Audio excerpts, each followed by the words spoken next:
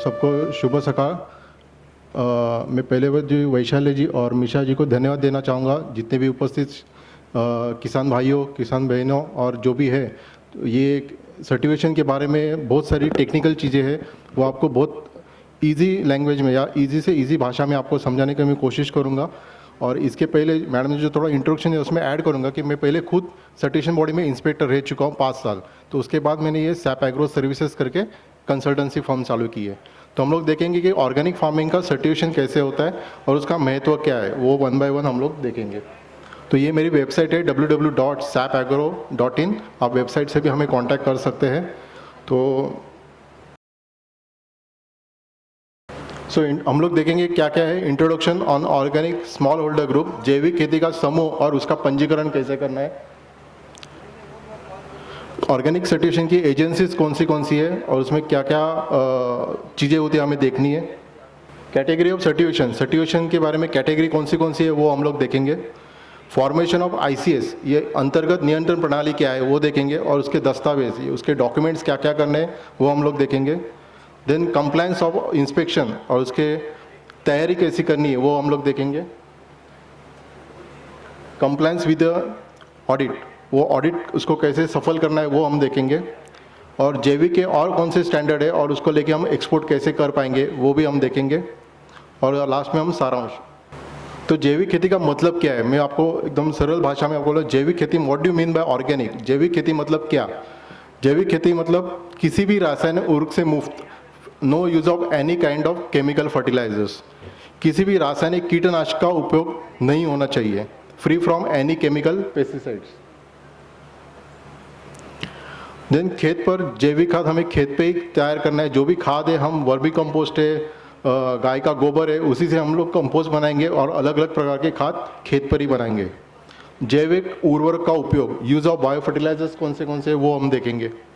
उसके बाद है जैविक प्रमाणित ऑर्गेनिक सर्टिफाइड इनपुट्स, जो भी हम लोग खाद यूज़ करेंगे उसका ऑर्गेनिक का सर्टिफिकेशन या इनपुट अप्रूवल जिसको बोलते हैं, उसका सर्टिफिकेशन होना बहुत ज़रूरी है। अभी देखेंगे कुछ महत्वपूर्ण शर्तें कौन सी है उसके लिए। Organic means certified according to any organic standard.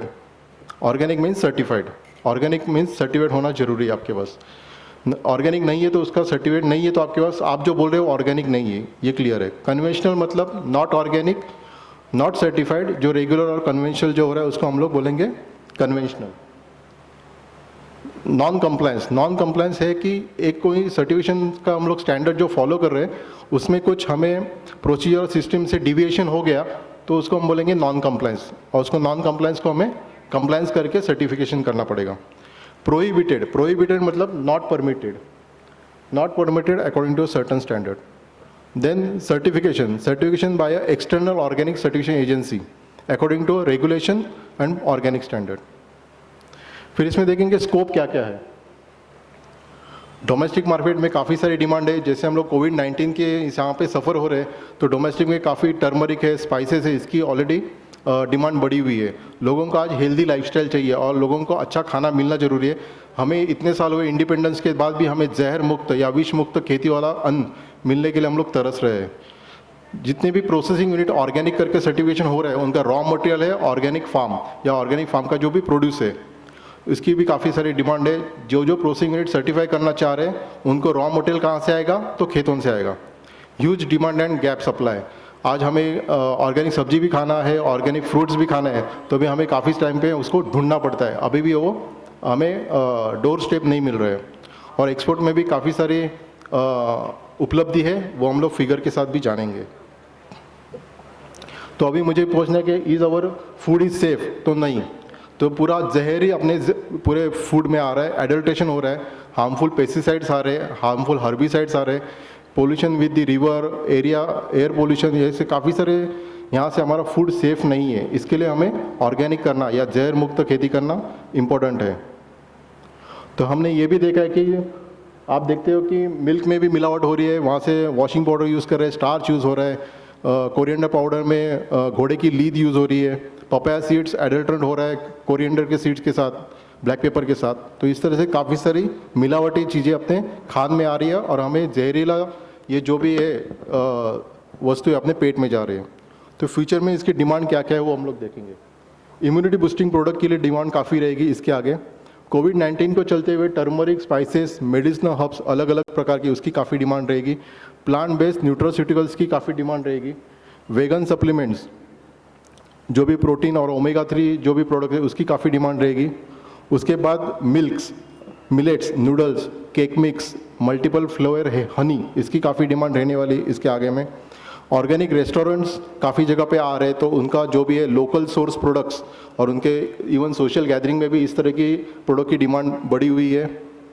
Ready to eat product जो भी है उसमें काफ़ी सारा उसमें शेल्फ लाइफ होने के कारण आप उसको साल भर में कभी भी बेच सकते हैं। मैंगो पल्प है, जाम है, इस तरह से जेली बना के भी आप उसको बेच सकते हैं। कॉस्मेटिक इंडस्ट्री में भी काफ़ी सारा डिमांड है। यूज़ ऑफ एलोवेरा है, स्पिरुलिना है, मोरिंगा पाउडर है, फ्रूट्स एंड लेमन, आंवला, ये कॉस्मेटिक इंडस्ट्री में काफ़ी सारे इसके फ्लेवर्स आए हुए हैं। हम लोग देखते हैं कि फेशियल जो भी फेस वॉश आ रहा है वो स्ट्रॉबेरी फ्लेवर का है, मैंगो फ्लेवर का है, आंवले का है, लेमन का है, कड़ू नीम का आ रहा है। तो इस तरह से अपने एग्रीकल्चर ऑर्गेनिक प्रोडक्ट की भी काफ़ी डिमांड कॉस्मेटिक इंडस्ट्री में बढ़ी हुई है। अभी इसमें अवेयरनेस होना भी काफ़ी ज़रूरी है।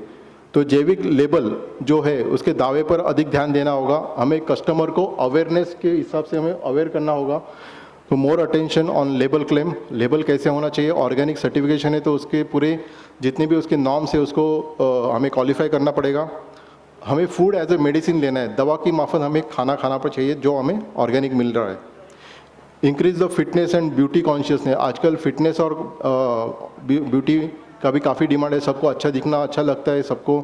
अभी आपकी कोविड-19 को चलते हुए सबकी इम्यूनिटी पावर बढ़ना जरूरी है। एंटी एजिंग है और स्किन हेल्थ, इसके ऊपर भी काफ़ी ध्यान दे रहा जा रहा है। अभी इसमें देखते हैं कि प्रमुख कौन से राज्य हैं जो इसमें सर्टिफिकेशन सबसे ज़्यादा हुए। तो सबसे पहले सबसे ज़्यादा जो हम इंदौर में है तो मध्य प्रदेश में सबसे ज़्यादा जैविक प्रमाणीकरण हुआ है। सबसे ज़्यादा एरिया मध्य प्रदेश के अंदर कवर किया हुआ है। उसके बाद हिमाचल प्रदेश, राजस्थान और उसके बाद केरला, मिजोरम, और अभी हमें सबको पता है कि सिक्किम एक 100% ऑर्गेनिक स्टेट डिक्लेयर हो चुका है 3 साल पहले। तो उसी तरह से अभी हिमाचल प्रदेश और राजस्थान भी ऑर्गेनिक के तौर पे काम कर रहे हैं। और नेक्स्ट 2023 में Goa also declare as a organic state. तो इसके हर एक स्टेट ने अपना एक ना एक परमिशन, एक मिशन बना दिया है और जितने भी है उतने जल्दी वो लोग ऑर्गेनिक सर्टिफाई करके एक डिस्ट्रिक्ट ऑर्गेनिक के पीछे काम करें। अभी हम लोग देखेंगे ज़्यादा बिकने वाली कौन सी जैविक वस्तु है। तो एक पूरा एक चार्ट बनाया था। सबसे ज़्यादा डिमांड रहेगी jaggery, organic sugar, fruits, vegetables, pulses, wheat and wheat flower, T, spices, इसकी काफ़ी सारी डिमांड रहेगी। देन इस तरह से जैविक बढ़ती कम से कम हम देखेंगे कि इसमें जैविक बाजार हर साल 25% से ग्रोथ हो रहा है और ये सबसे अच्छी ग्रोथ मानी जा रही है। तो घरेलू देश में भी शहरों के जैविक की खपत कितनी परसेंटेज, इसका भी हमने एक सर्वे किया था और आप देख सकते हैं कि इसमें मुंबई है, इंदौर है, मुंबई, चंडीगढ़, हैदराबाद, अहमदाबाद और दिल्ली में मोर देन 3 से 4 प्रोडक्ट 50% से ज़्यादा लोग कंज्यूम कर रहे हैं। तो इसके आपसे अनुमान लगा सकते हो कि कितनी काफ़ी डिमांड मेट्रोपॉलिटन सिटी और साइड 2 टायर सिटीज़ में इसकी डिमांड है। अभी हम लोग देखेंगे कि ये सर्टिफिकेशन का काम कहाँ से चलता है। ये अपेडा करके एक agriculture process and food export development authority है। इसके अंडर 31 सर्टिफिकेशन बॉडीज़ काम कर रहे हैं ऑल ओवर इंडिया में। तो ये पूरे लिस्ट ऑफ सर्टिफिकेशन एजेंसी है। ब्यूरो वेरिटास है, Madhya Pradesh organic certification agency है, गोपका है, गुजरात ऑर्गेनिक सर्टिफिकेशन एजेंसी है, ग्रीनसर्ट है, नोका है, वनसर्ट है, एचजीएस है, एपॉफ है। तो ये पूरे सर्टिफिकेशन बॉडी की लिस्ट है जो अपेडा के वेबसाइट पे अवेलेबल है और इनसे आप किसी भी 31 में से आप किसी भी सर्टिफिकेशन बॉडी के साथ काम करके आपका सर्टिफिकेशन करवा सकते हैं। अभी लेटेस्ट में तेलंगाना स्टेट जो अलग हुआ उसकी भी सर्टिफिकेशन बॉडी है। तो इस तरह से total 29 certification bodies, 31 certification bodies काम कर रहे हैं। तब ये एनपीओपी का जो प्रोग्राम है उसका नाम क्या है, जो हम लोग सर्टिफिकेशन करने जा रहे हैं उसका नाम है national programme for organic production, जैविक उत्पादक का राष्ट्रीय कार्यक्रम। जब भी इंस्पेक्टर आएगा तो आपको एटलीस्ट एनपीओपी का फुल फॉर्म पता होना जरूरी है। ये इंडिया ऑर्गेनिक का लोगो है जो लेबल पे लगेगा और उसी का बाद उसको ऑर्गेनिक क्लेम कर पाएंगे। तो ये जो अप्रैल 2000 में इसका स्टार्ट हुआ था और एक्चुअल इसका इफेक्टिव नोटिफिकेशन आ गया था 1 अक्टूबर 2001 से। इसके बाद ये मिनिस्ट्री ऑफ कॉमर्स के अंडर आके अपेडा ने इन्होंने इसका कार्यक्रम आगे लेना काम चालू कर दिया।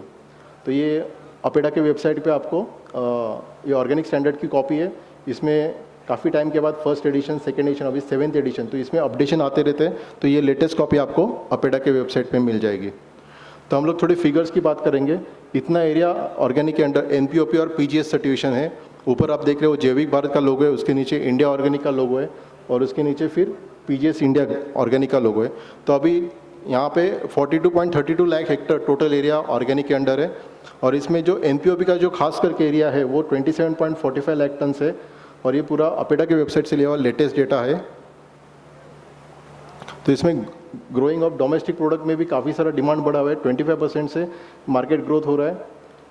Informal marketing channels are taking the roots, मतलब जो बेसिक चीज़ें उसके लिए काफ़ी डिमांड बढ़ी हुई है। वेजिटेबल्स जो डेली लगती है उसकी काफ़ी सारी डिमांड नियर बाय मार्केट्स या लोकल सोर्सिंग या वोकल फॉर लोकल जो कंसेप्ट चल रहा है उसके भी चलते हुए काफ़ी डिमांड है।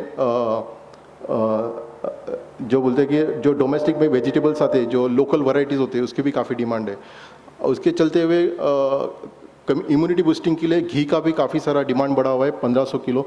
यहाँ पे भी काफ़ी गौशाला और जिनके भी किसान हैं उनके काफ़ी सारा डिमांड। तो मैं उनको बोलूँगा कि जितना जल्दी हो सके आप पहले उनका फॉडर ऑर्गेनिक सर्टिफाई करें, उसके बाद उसका मिल्क सर्टिफाई हो जाएगा और उसके नेक्स्ट टेस्ट में घी सर्टिफाई हो जाएगा। तो ये सारे फिगर्स है, हमें इस पर काम करना है और जिस तरह से डिमांड और गैप वो देख के हमें काम करना पड़ेगा। तो हम लोग थोड़ा इंटरनेशनल ग्रोथ एक्सपोर्ट पे भी बात करेंगे। तो भी ये आज 8,500 करोड़ का ये मार्केट है और ये दिन बे दिन बढ़ते ही जा रहा है। तो हम लोग देखेंगे सर्टिफिकेशन में टाइप्स कौन से ये this is called third party certification. आप वहाँ पे देख रहे हैं पिक्चर में 3 आदमी खड़े हुए, एक फार्मर है, एक इंस्पेक्टर है, एक फार्मर है, एक फार्म है और एक तीसरा इंस्पेक्टर है। तो जब थर्ड पार्टी का इंस्पेक्टर आपके फार्म पे आके वेरीफाई करता है उसके बाद ही उसको थर्ड पार्टी सर्टिफिकेशन ऐसा करके बोलते हैं।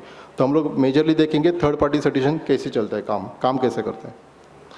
तो ये मेनली कैटेगरी है कि ये पूरी सप्लाई चेन है, हमें पूरी सप्लाई चेन को सर्टिफाई करना है।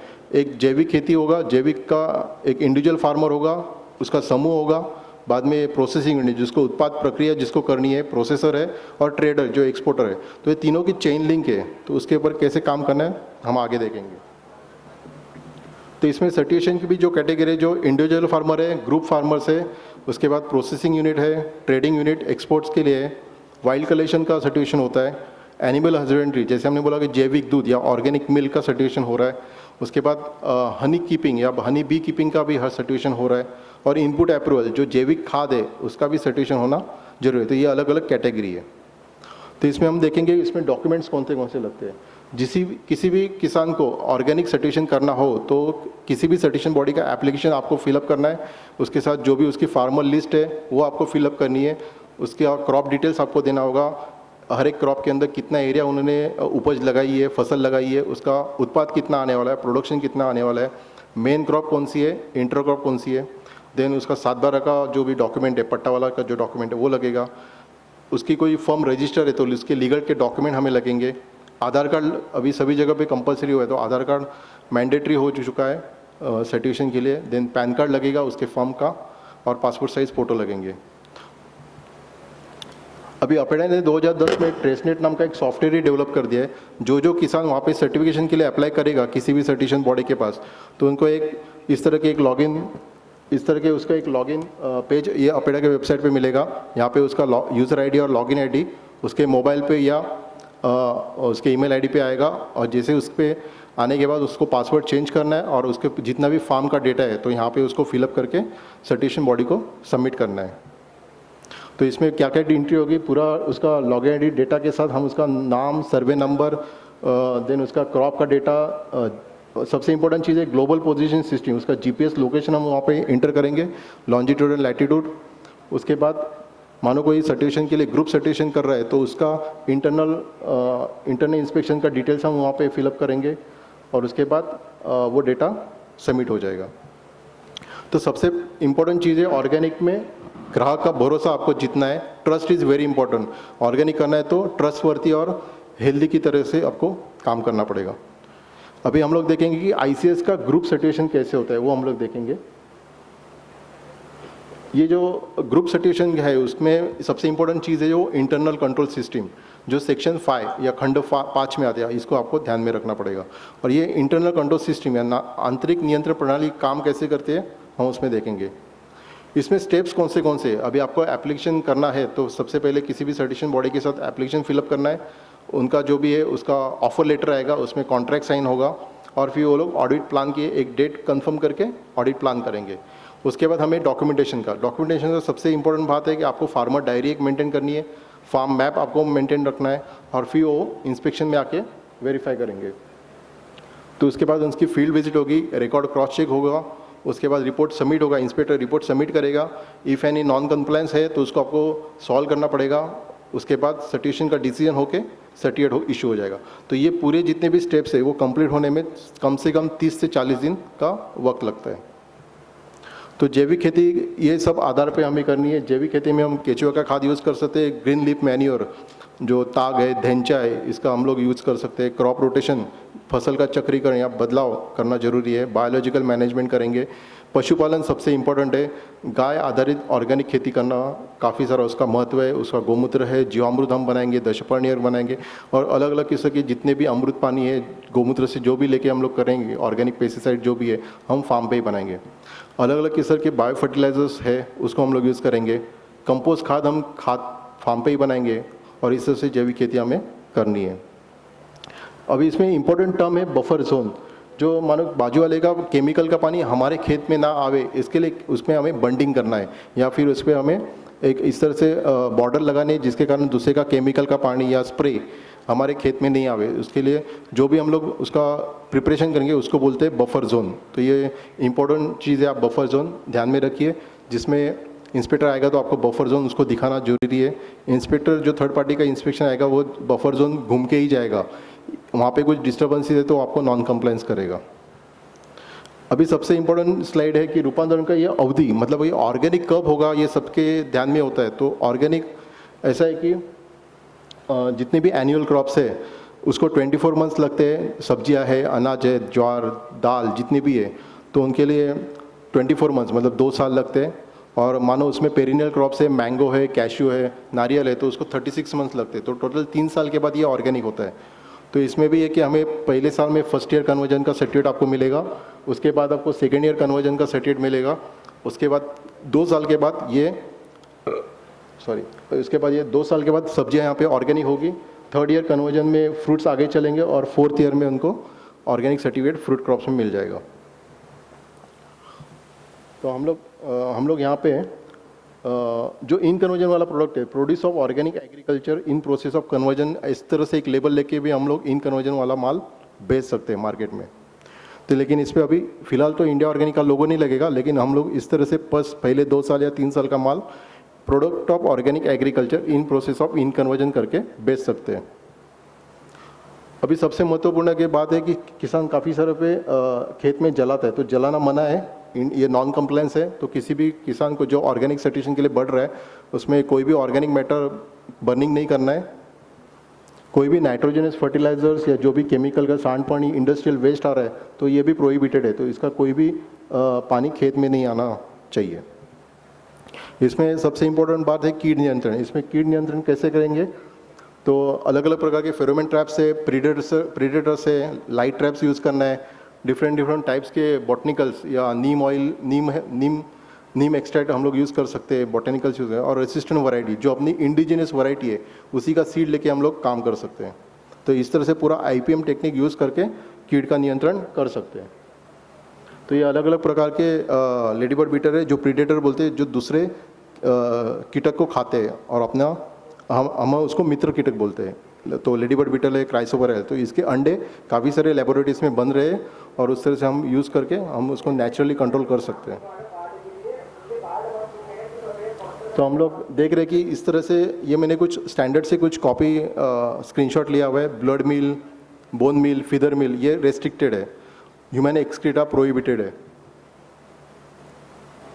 तो कैल्सीवाइड, सीवीड, कैल्शियम क्लोराइड ये सब परमिटेड की लिस्ट ली है। Sodium chloride, bacterial preparation, all kind of biofertilizer allowed है।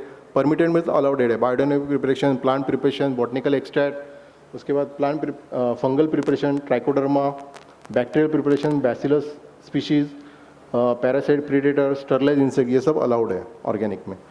सबसे इंपॉर्टेंट चीज़ है कि बहुत जन बोलते हैं कि हम लोग टोबैको का एक्सट्रैक्ट यूज़ करते हैं, तो वो यूज़ करना मना है, प्रोहिबिटेड है। हम दशपर्णी अर्क बनाएंगे लेकिन उसमें टोबैको टी का यूज़ नहीं करेंगे, ये आपको ध्यान में रखना है। अब ये कंट्रोल सिस्टम काम कैसे करते हैं हम लोग देखेंगे। अलग अलग तरह के फार्मर अलग अलग जगह में, गांव में है, तो उसका सर्टिफिकेशन कैसे होता है वो भी हम लोग देखेंगे। सबसे इम्पोर्टेंट चीज़ है ये सेक्शन जो 5.1 है, तो आपका जो किसान जितने भी समूह है वो भौगोलिक निकटता, मतलब आपके सेम क्लस्टर या सेम डिस्ट्रिक्ट में होने चाहिए, सेम डिस्ट्रिक्ट में, सेम स्टेट में होने जरूरी है। आपने बोला कि एक किसान मेरा इंदौर में, एक किसान मेरा गुजरात में, तो ऐसा नहीं चलेगा। तो एक पर्टिकुलर डिस्ट्रिक्ट में, एक ही स्टेट में होना जरूरी है। और इसमें एक कंडीशन है, आपको ग्रुप सर्टिफिकेशन करना है तो मिनिमम 25 और मैक्सिमम 500 फार्मर हम लोग सर्टिफाई कर सकते हैं। अभी ICS की कम से कम क्या आवश्यकता है वो हम लोग देखेंगे। इसमें एक ICS मैनुअल करके आता है, वो इम्पोर्टेंट है, जिसमें काफ़ी सारे हमारे roles and responsibilities, field supervisor, ICS manager क्या काम करेगा, ये पूरा डिटेल उसमें लिखना है। कॉन्ट्रैक्ट फार्मिंग के कुछ एग्रीमेंट्स है, उसको हम लोग साइन करके लेने हैं। ऑपरेटर और मैंडेटर कौन है, उसका साइन होना जरूरी है। कौन से तारीख से वो आपके साथ जुड़ रहा है वो इम्पोर्टेंट है। क्रॉप प्लानिंग भी इम्पोर्टेंट है, कौन सी फसल कौन से ईयर में लगा रहे हैं और मार्केट की क्या डिमांड है, उसके हिसाब से आपको फसल की प्लानिंग करनी पड़ेगी। और सभी स्टाफ का और ट्रेनिंग फार्मर्स का एक साल में एक बार ऑर्गेनिक के हिसाब से उसका एक ट्रेनिंग होना जरूरी है। और अभी एक नया क्लॉज निकला है कि फील्ड स्टाफ 50 से 60 फार्मर के पीछे एक फील्ड ऑफिसर होना जरूरी है, ये एक इम्पॉर्टेंट चीज़ है। इंटरनल इंस्पेक्शन 100% होना जरूरी है, उसको आंतरिक निरीक्षण बोलते हैं। और उसके बाद ये जो लिस्ट है उसमें ICS मैनुअल है, ऑर्गेनाइजेशन चार्ट है, रोल एंड रिस्पॉन्सिबिलिटी क्या है, ICS मैनेजर कौन है, इंटरनल इंस्पेक्टर कौन है, फील्ड ऑफिसर कौन है, इसकी पूरी हमें ऑर्गेनाइजेशन चार्ट हमें उसमें लिखना पड़ेगा। सीड रिकॉर्ड्स, खास करके सीड रिकॉर्ड्स खूब इंपॉर्टेंट है। जो हमें ट्रेडिशनल सीड यूज़ करें, हाइब्रिड सीड इसमें हम लोग यूज़ नहीं करेंगे। यूज़ करना है तो सर्टिफिकेशन बॉडी से हमें उसका परमिशन लेना पड़ेगा, ऑफ फार्म इनपुट अप्रूवल का हमें फॉर्म भरना पड़ेगा। GMO फ्री, जो अभी मध्य प्रदेश जैसी जगह पे काफ़ी सारा कॉटन में GMO आ चुका है, तो GMO फ्री या जो GMO फ्री सीड्स हमें उसको डिक्लेयर करके या उसको टेस्ट करके किसानों को देना पड़ेगा। Overview map of the project आपको रखना है। Then field officer agreement, farmer diary, internal inspection checklist, farmer list, sanction farmer जिसको निकाला है उनकी लिस्ट अलग से बनेगी। ट्रेनिंग रजिस्टर बनेगा, ट्रेनिंग किसने दिया, किस बारे में दिया और उसको किसान को क्या समझ में, और उसका किसान का साइन होना जरूरी है ट्रेनिंग रजिस्टर पे। स्टॉक रजिस्टर, कितना स्टॉक आपके पास अवेलेबल है, हार्वेस्ट कितना हुआ है और आगे जाके बेचना कितना है, तो पूरा डिटेल आपको इसका ट्रेसेबिलिटी सिस्टम मेंटेन करना पड़ेगा। और जितने भी आगे जाके ट्रांजैक्शन जिसको भी बेच रहे हैं या उसका खरीदार करे उसके इन्वाइसेस रखना जरूरी है। और GMO फ्री डिक्लेरेशन भी आपको लैब से टेस्ट रिपोर्ट लेके सबमिट करना पड़ेगा। तो उसके बाद जब इंस्पेक्शन होता है तो वो इनिशियल रिव्यू फार्म विजिट पे होता है, उसके बाद वो डॉक्यूमेंट चेक करेगा, उसके बाद उसका सेकेंडरी रिपोर्ट वो इंस्पेक्टर 15 दिन के बाद वो इंस्पेक्टर सर्टिफिकेशन बॉडी को इंस्पेक्शन का रिपोर्ट सबमिट करेगा, उसके बाद सेकेंडरी रिव्यू होगा, उसके बाद सर्टिफिकेशन डिसीजन होगा और फिर आपको सर्टिफिकेट मिलेगा जो ट्रेसनेट से अवेलेबल होगा। तो issue of certificate through Tracenet software. तो इसकी वैलिडिटी 1 साल की है, 1 वर्ष की इसकी वैधता है। Renewal every year is a continuous process, तो आपको ये कंटिन्यूएशन रखना है। IC1 IC2 होने के बाद भी ऑर्गेनिक स्टेटस आपको मेंटेन रखना है, तो इसको कंटिन्यूएशन करना पड़ेगा। और ये एक इम्पोर्टेंट ये सर्टिफिकेट का फोटो है। जिस नवसारी एग्रीकल्चर यूनिवर्सिटी से मैंने MSc किया है, जो नवसारी एग्रीकल्चर यूनिवर्सिटी ने अपना organic farm third party certify करके रखा है, जिसको गुजरात में है और जो MP प्रदेश के मध्य प्रदेश में है, तो आप जाके वहाँ पे मॉडल फार्म देख सकते हैं, नवसारी गुजरात में है। ये ऑर्गेनिक का लेबल है, इसमें काफ़ी सारी चीज़ें उन्होंने दिए हुए, MPOP का लोगो है, इंडिया ऑर्गेनिक का लोगो है, 100% ऑर्गेनिक उसने क्लेम किया है। तो उसके साथ साथ उन्होंने तीनों यूरोपियन कंट्री, US कंट्री और MPOP का लोगो लिखा हुआ है, उसमें मैन्युफैक्चरिंग डेट है, बैच नंबर है, उसने नेट क्वांटिटी कितना है पूरा डिटेल दिया हुआ है, FSI का लाइसेंस लिखा हुआ है, कौन से इंग्रेडिएंट यूज़ किए वो भी उसने डिटेल दिया हुआ है। तो इस तरह से ये ऑर्गेनिक लेबल हम इसको ऑर्गेनिक करके पहचान सकते हैं। जब तक ये इंडिया ऑर्गेनिक या USDA का लोगो नहीं होगा तो ये ऑर्गेनिक नहीं होगा। तो ये एक सैंपल है जो ऑर्गेनिक लेबल इस तरह से बनेगा। बाद में आता है जैविक भारत। अभी डोमेस्टिक मार्केट में FSSAI के अंडर जैविक भारत का लोगो उन्होंने देना चालू कर दिया है। तो ये इसका मतलब है ये जो ऑर्गेनिक दिख रहा है, जो ओ लिखा है, इसके बीच में 2 लीफ से टिक मारी हुई है, तो मतलब ओके ऐसा करके वो जैविक भारत का लोगो डोमेस्टिक मार्केट के लिए बना है। तो जिसके पास पीजीएस का सर्टिफिकेट है, जिसके पास एनपीओपी का सर्टिफिकेट है, वो डोमेस्टिक मार्केट के लिए जैविक भारत का लोगो लगा सकता है। तो इसमें अलग अलग तरह के बायो फर्टिलाइजर्स है, ये ऑलरेडी अलाउड है, तो ये भी हम लोग इसको फार्म में यूज़ कर सकते हैं। अलग अलग प्रकार की जो बायो फंगिसाइड्स और बायो पेस्टिसाइड्स है, ये अलग अलग उसके नाम है, ट्राइकोडर्मा विरिडी है, सुडोमोनास है, देन ब्यूवेरिया बैसियाना है, वर्टिसिरम लेकानी है, बैसिलस थ्रूइंजिस। तो इस तरह से हम लोग ऑर्गेनिकली इसको बायो पेस्टिसाइड यूज़ करके भी पेस्ट कंट्रोल कर सकते हैं। तो इसमें सबसे इम्पोर्टेंट है सीड्स हमें सीड्स का जो है वो अनट्रीटेड सीड्स होना ज़रूरी है, कोई भी केमिकल ट्रीटेड नई सीड होना चाहिए, जीएमओ सीड नहीं होना चाहिए। ट्रीटेड सीड्स जो भी 1962 एक्ट के तहत 1962 के एक्ट के जो ट्रीटेड सीड आता है, जी ट्रीटेड विथ थायरम, वो नहीं होना चाहिए। Untreated seeds are allowed but CB can set the limit to use, तो आपको सीबी से परमिशन लेनी पड़ेगी उसके लिए। अभी जैसे कॉटन में जीएमओ आ गया है, तो जीएमओ में भी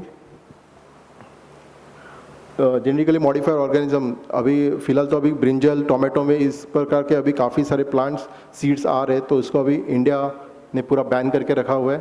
तो हमें पता नहीं कि 10 साल बाद जीएमओ क्रॉप का कंजम्पशन करने से हमारी बॉडी में क्या चेंजेस आएंगे, हमें पता नहीं है। तो जीएमओ अलाउड नहीं है ऑर्गेनिक में। बाद में हम लोग देखेंगे कि ये जो सिंबल है, जो इंडियन ऑर्गेनिक और यूरोपियन कंट्री का कंप्लायंसेस है, जिसके बाद इंडिया ऑर्गेनिक का लोगो है, और जो रॉ मटेरियल है, तो आप डायरेक्ट यूरोपियन कंट्री में भी एक्सपोर्ट रॉ मटेरियल करके कर सकते हैं।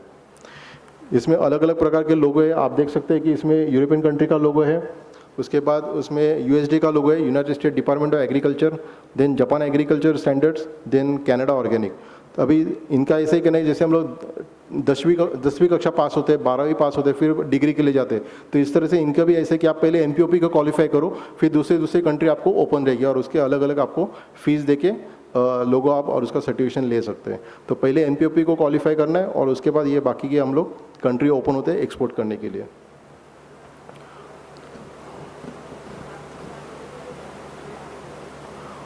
तो challenges in international marketing, foods are standardisation of the product according to customer को क्या चाहिए उस तरह से हमें काम करना है।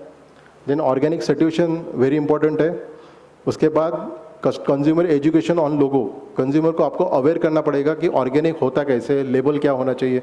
जब भी आप स्टॉल लगाते हो आप उसको दिखाए कि भाई ये सर्टिफिकेट है, ये मेरा ऑर्गेनिक है, ये सर्टिफिकेशन बॉडी का नाम है, ये एनपीओपी का लोगो है। और उसके बाद उसका कंज्यूमर का education on organic logo is very important. Then branding, आपको ब्रांडिंग भी करना ज़रूरी है। अभी काफ़ी सारे किसान फार्मर प्रोड्यूसर कंपनी बना के अपना खुद का ब्रांड बना के भी बेच रहे हैं।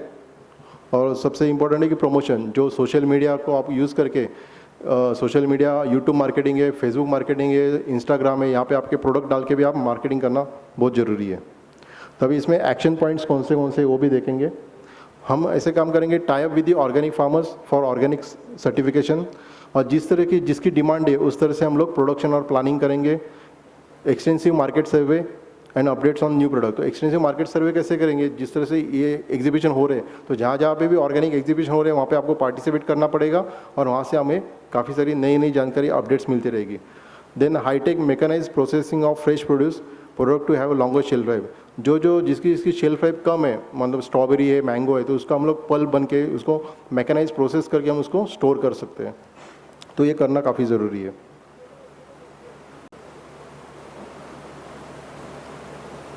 अभी किसके क्वेश्चंस हो आप पूछ सकते हो, और आप मेरी वेबसाइट है www.sapagro.in, और मेरे फेसबुक पेज को भी आप लाइक कर सकते हो, और आपका फीडबैक जो भी आप मुझे फेसबुक रिकमेंडेशन पेज और गूगल रिव्यू से भी दे सकते हैं। Thank you very much. आपके कोई इसके क्वेश्चन है तो पूछिए।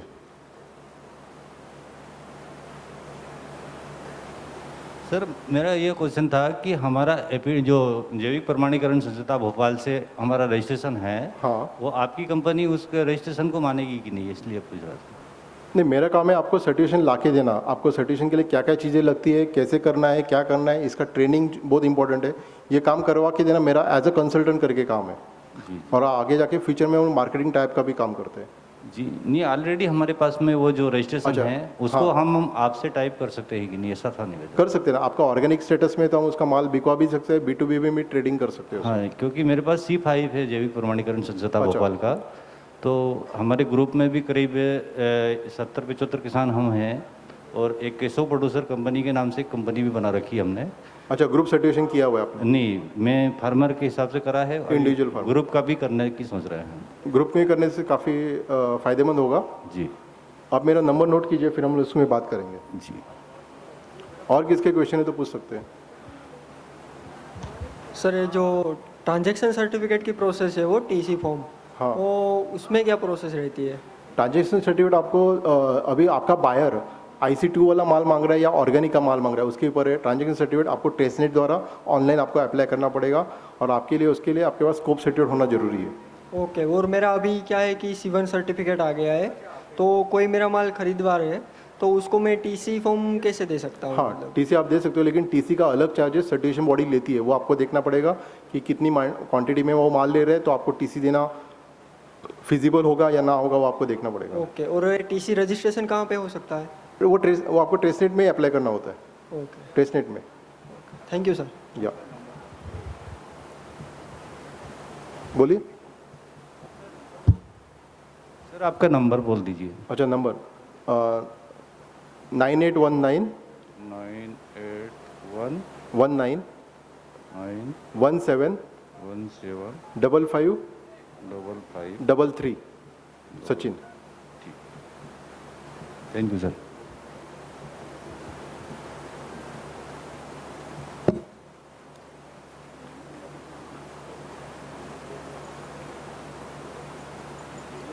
और किसके क्वेश्चन है तो पूछिए, कुछ डाउट है तो। हम यहाँ पे बताना चाहूँगा, यहाँ पे हमारे को एक दो क्लाइंट ने भी यहाँ पे पार्टिसिपेशन किया हुआ है। श्रीहरि नर्सरी करके इनकी खुद की ऑर्गेनिक फ्रूट्स की नर्सरी है, वो हमारे क्लाइंट रह चुके हैं। और वारकेम के ने भी स्टॉल शायद लिया हुआ है, और बाकी और भी कोई लोग यहाँ पे हमारे बुलाने पे यहाँ पे आए हुए विजिट करेंगे। लेकिन थोड़ा कोविड के चलते आगे पीछे हो रहा है प्रोग्राम, लेकिन आएंगे ज़रूर। Thank you very much.